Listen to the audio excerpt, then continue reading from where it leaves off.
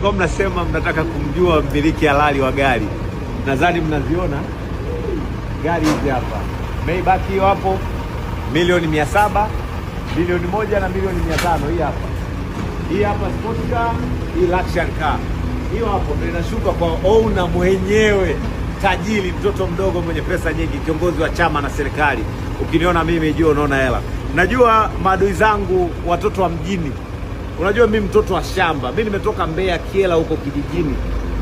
Maskini mmoja, nimezaliwa kwenye familia ya kimaskini na walipresent maskini wote. Vijana ambao wametoka kwenye familia za kimaskini, mimi ndio role model wao. Kwa hiyo siwezi kufeli hata iwaje.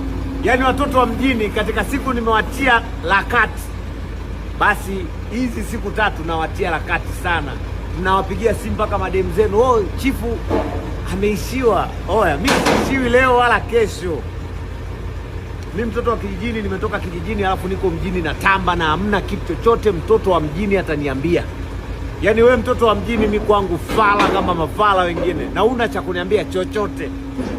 Na hela chafu, na uwezo wa kuzibeba gari kutoka Dar zikaja Kenya na nikaishi nazo alafu fresh, na una cha kuniambia. Haya gari hizo hapo zimetoka Dar, zimebebwa, hazitembei. Nimeletewa mpaka hapa Nairobi CBD. Utaniambia nini wewe maskini? Gari yako inaishia Mbezi Beach, inaenda hapo Sinza kwa Malaya na Tabata hizo hapo Dinga hizo hapo zinashuka. Si unaelewa? Wale wote waliodhani nitasafa, wale watu wote waliodhani nitafilisika, nitaishiwa, nyie ni umbwa. Yaani mtu aliyesota yuko kama mimi. Mtu aliyeishiwa yuko kama mimi, mnavyoniona. Hebu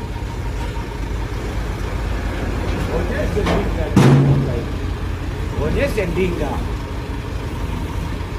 Hii yote ni jeuri. Hii ni jeuri ya pesa. Pesa inaongea. Ukishakuwa una pesa unaweza kufanya chochote unachotaka. Eti chifu amesota. Mimi ni wa kusota. Nisote mimi. Sasa mimi nikisota kutakuwa kuna nini tena?